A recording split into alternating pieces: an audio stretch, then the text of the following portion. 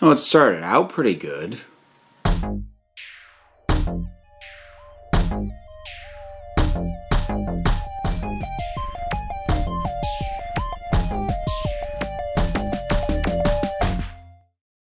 So, folks, this one is a Patreon-sponsored review, so I suppose that counts as getting my plug for my Patreon page out of here early, link down in the description. Hey! So, it's also somewhat timely because the second season of Altered Carbon will be out later this year. I don't know exactly when. I didn't bother to check, because that's more research into this thing than I care to do, because if the intro didn't give it away, I have really no interest in a second season of this show. Why don't we start with a little bit of sort of general plot and premise and setup, since I don't know how well viewed this show actually is. So we are in a technological future. How far into the future? We don't actually really know. I would imagine we're talking ballpark between 300 and 400 years. I say that just because people are basically, if they can afford it, they effectively live forever, and we meet some characters who are 250 some odd years old, so it has to be far enough in the future that the technology that was created to even allow them to do that had to be in place, and then they lived another 250 years past that. So, who the heck knows? But, visually, well, first of all, visually, it actually looks really good. This is one of the things that I will consistently praise about the show. It looks very good. The action scenes are well done. However, they only get partial points for the fact that it looks really good, since about 80% of the production design was just aped from Blade Runner. I mean, that's what the majority of the series looks like. It just looks like Blade Runner. Now, I have mentioned this before. Blade Runner is one of my favorite films ever. So you'd think that would predispose me to this, but in a lot of ways it kind of it doesn't do the the show any favors, because it doesn't hold up on comparison.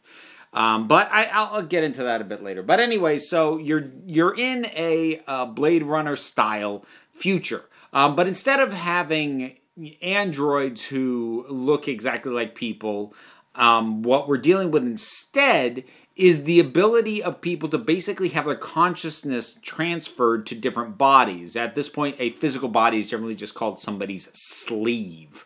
Now, it is basically, you have this implant in the back of your spine called the stack.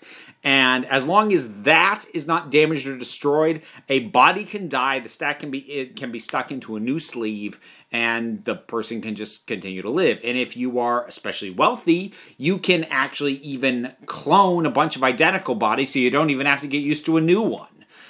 So that's the sort of general premise and world that we're working within. Story-wise, the main character is a guy by the name of Kovac. Now, Kovac, played by Joel Kinnaman. I believe his first name is Takashi. And if that sounds weird, that like a character named Katashi Kovac is played by Joel Kinnaman, well, that's because the body that he's in is not his original sleeve.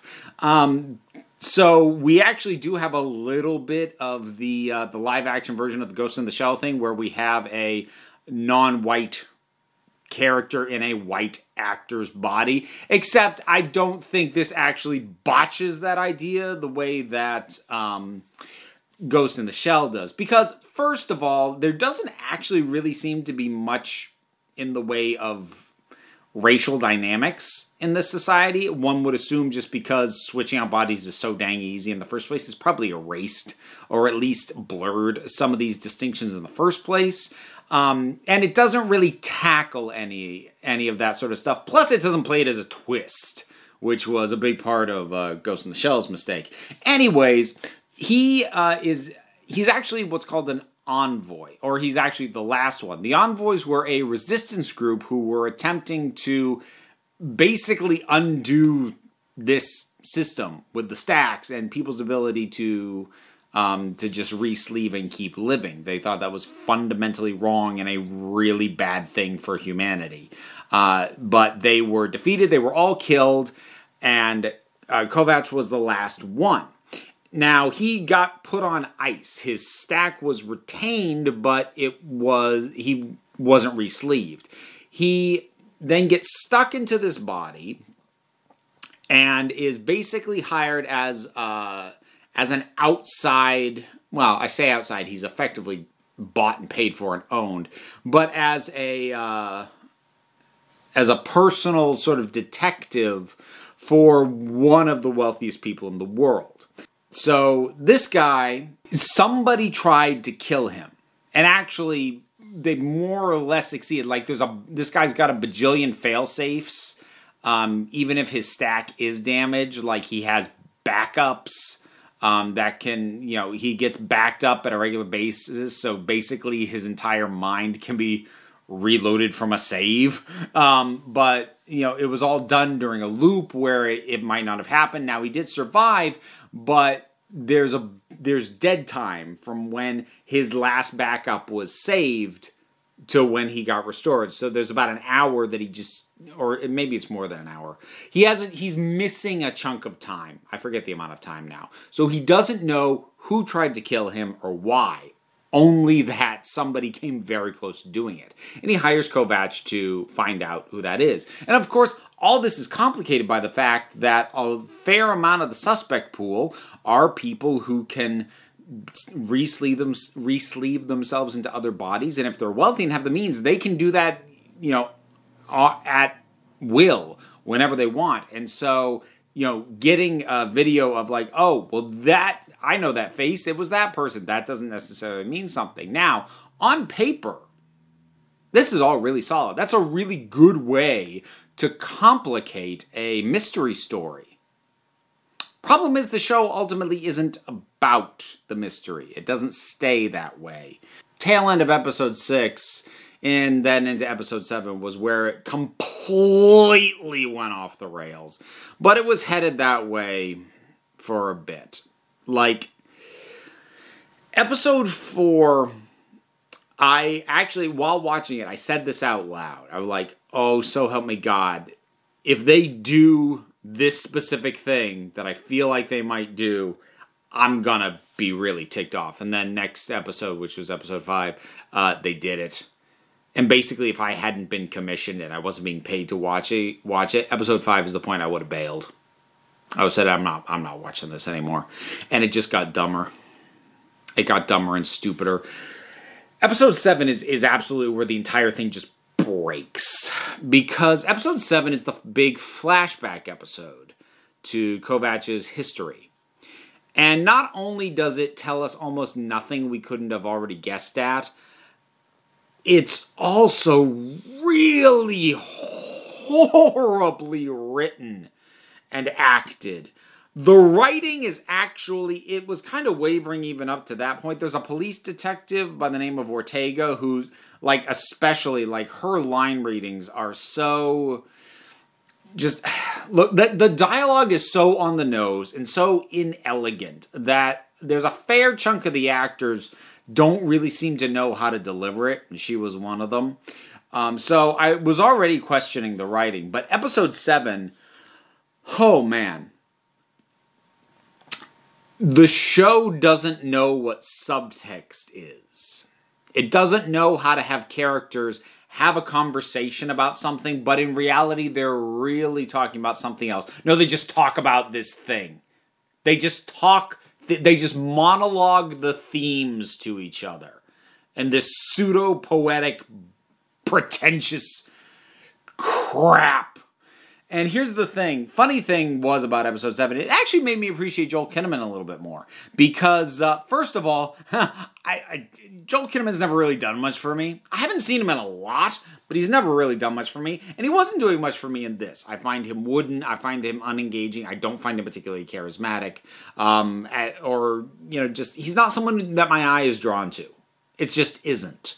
But when we had the flashback, and Kovac was in his original sleeve, and we had another actor, that actor was even worse. And it made me realize, okay, so Joel Kinnaman's bringing something to this, because this guy is so much worse.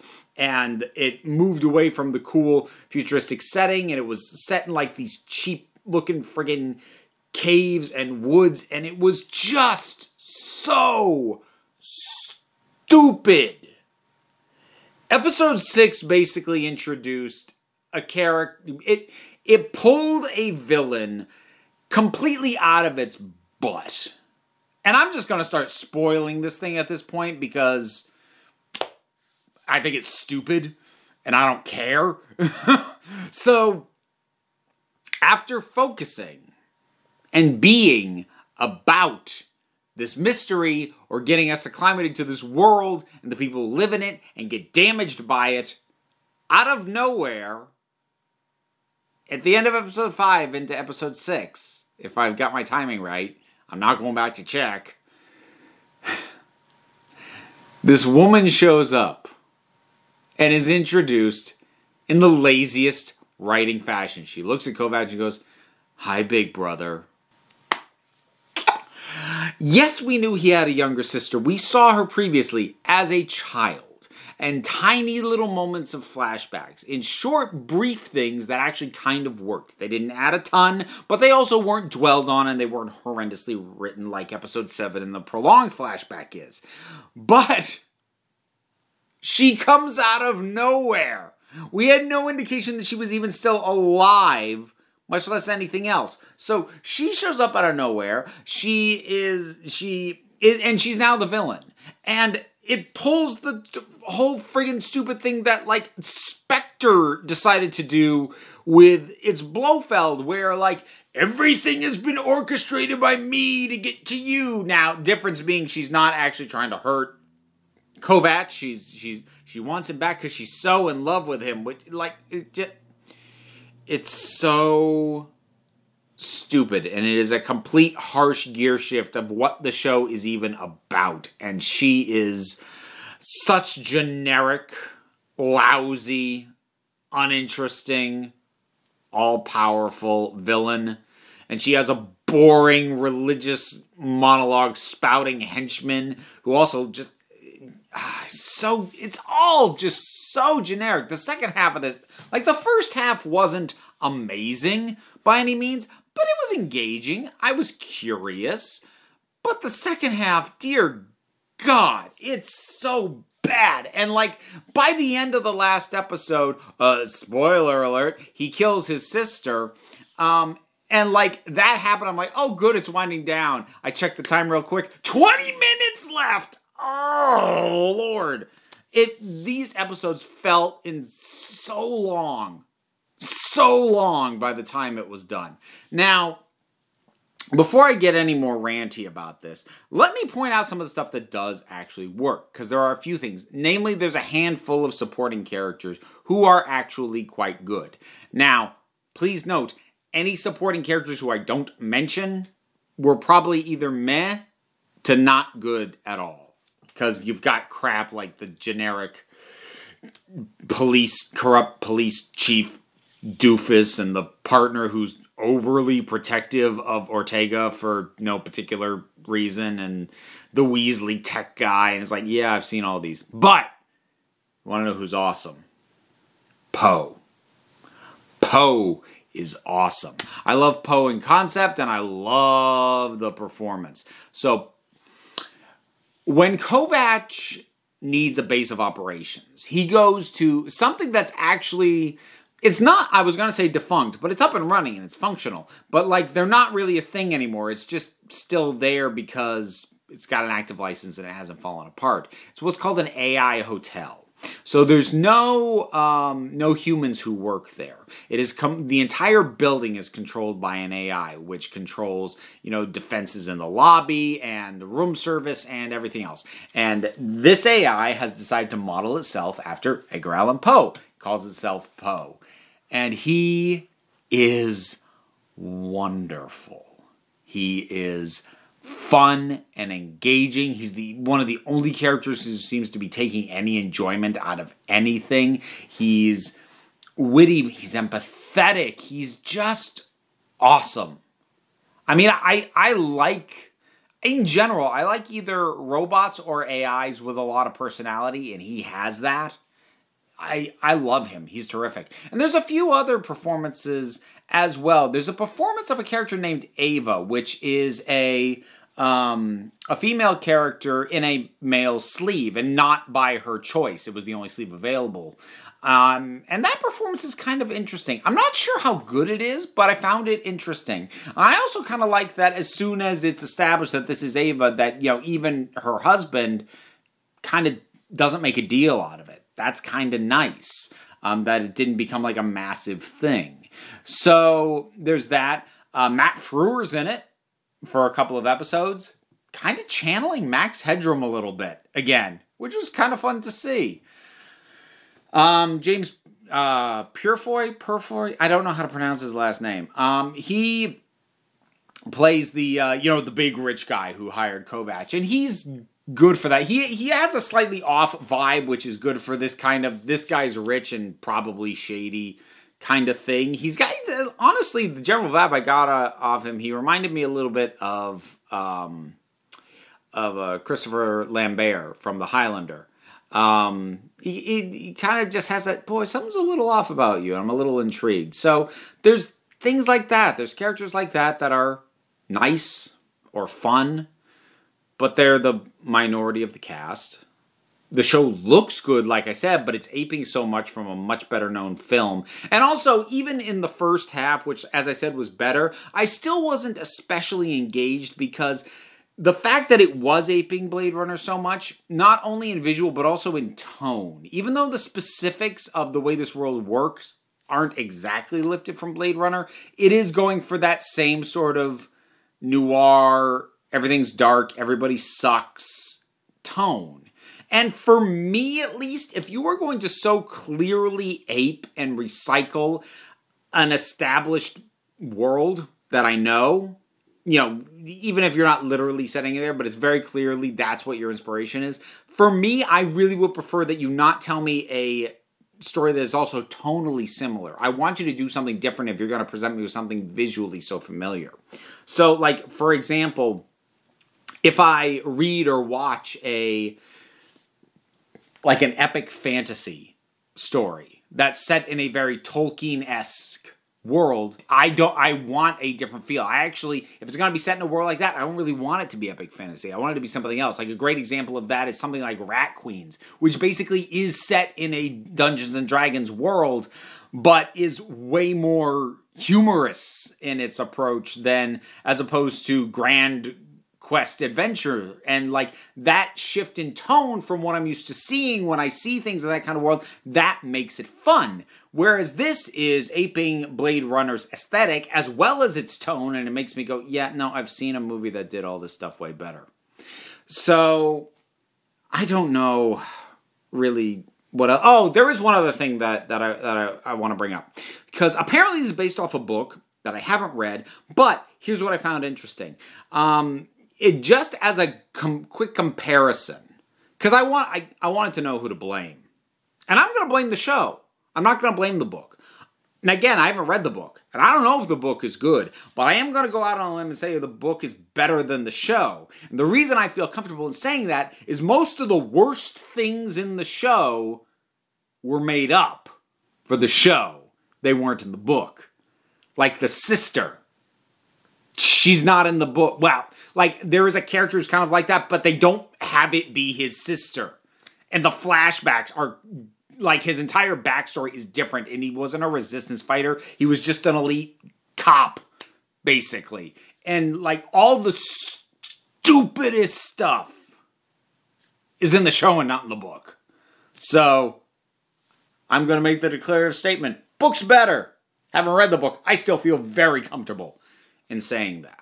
I understand that to a certain degree it is dealing with character. I mean, it's one of the themes, and again, it doesn't know how to be subtle with its theming, but this whole thing of how living for too long and having too much power basically can drive people mad and corrupt and bring out the absolute worst in them. And a lot of this is exemplified in the laziest way that you would expect, which is by really twisted, violent sexual tastes in the upper ruling class. And I understand that being there as far as the theming goes, but it's shown a lot. And it just keeps coming up well after it's been established. And at a point, it doesn't tell us anything anymore, and it becomes gratuitous fairly quickly, and it keeps going. And nearly every major female character gets naked at some point in this thing. Yeah, there is some male nudity, but the level of violence, of sexual violence, is not only pervasive, but also after a while it's numbing. Because, like, there's this whole thing in the climax where they're taking down basically this floating pleasure palace of the rich. And they're trying to weird and gross us out, gross out the audience. But, like, this is all stuff they've already shown us. Like, okay, this is slightly worse, but, like, I could have guessed, based off what you already showed us, that this is also here. And it loses any impact. It doesn't escalate. It's just dumped on us so early on. The idea that because people can be re-sleeved, that sex workers, if they're paid well enough, can afford to have their bodies literally destroyed and then just re-sleeve in another body. And the show doesn't really seem to have a point for how often it brings this up. Because it comes up a lot. And way more than needs to happen to make its point. I think I'm going to wrap up there. Altered Carbon. Did not like it. Very much at all. And I understand, like, they're re-sleeving Kovacs for the next season. Anthony Mackie. I love Anthony Mackie. I'm still not going to watch it. This was awful. I was swearing at it by the end. So, that's Altered Carbon. Season 1. I really hope that the person who commissioned me for it isn't like a huge fan of it, in which case, I'm very sorry. I really hate when I feel like I'm letting someone down because they had me review something they liked. But I don't know. They actually didn't tell me what they thought I was going to think of it. So, who knows? I hope you're not too disappointed.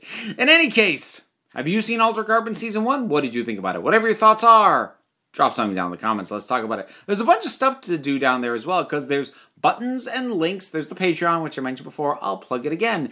Subscribe. Hit the like button. Folks have been doing that more lately, and it does actually seem to be helping. So, much appreciated there. All that stuff to do, or don't. I'm not going to make you, because at the end of the day, you're the council. I'm just running the meetings. And until next time, this council is adjourned.